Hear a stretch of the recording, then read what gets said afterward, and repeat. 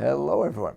Today we're going to talk about US politics this week, the upcoming UK Supreme Court ruling on Brexit, the preliminary PMIs, UK and US fourth quarter GDP, and the inflation data from Australia, New Zealand, and Japan. This is Marshall Gittler, Head of Investment Research here at FXPRIMUS, bringing you the Week in Focus. It's a week without that many major economic indicators and no major central bank meetings. In their absence, the focus will be on politics. First, U.S. politics. President Trump has promised to issue a slew of executive orders immediately upon taking office, not to mention possibly giving notice about wanting to renegotiate the North American Free Trade Agreement, NAFTA, with Canada and Mexico. Now, so far, the Mexican peso has been the barometer of Trump policy. That's because of Mexico's dependence on trade with the U.S.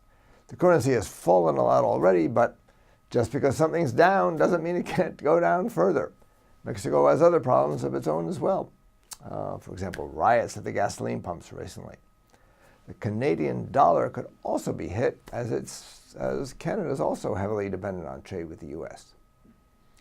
The other political point of interest this week will be Tuesday's ruling by the UK Supreme Court on the government's Brexit plans.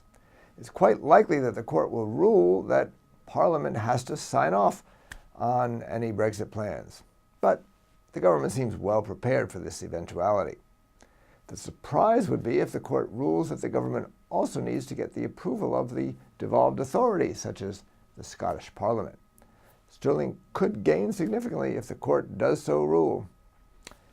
As for this week's indicators, the focus will be the preliminary market PMIs for Europe and the US on Tuesday. Not much change is expected this month, so the market movement depends on what surprise, if any, we get from them. Britain's fourth quarter GDP is forecast to slow a little bit, but nonetheless remain at a relatively robust level. That could support the pound. U.S. fourth quarter GDP, on the other hand, is expected to slow considerably. Because a higher than expected result for the U.S. would therefore be more of a surprise than a miss.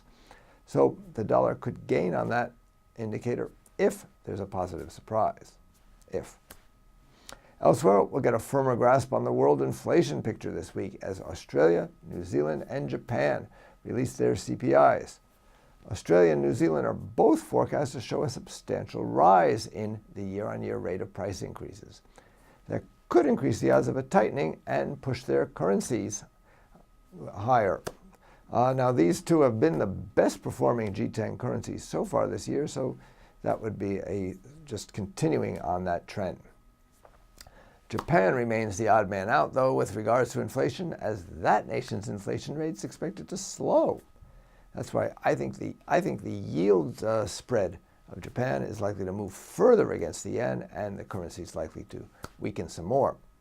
Furthermore, some 19% of Japanese exports go to the U.S., so the yen also may be hit by President Trump's new trade policy. That should encourage its use as a funding currency and weaken it further. This is Marshall Gittler, Head of Investment Research at FXPRIMUS. Get more market insights on our education pages and turn your trading ideas into action with FXPRIMUS, the safest place to trade.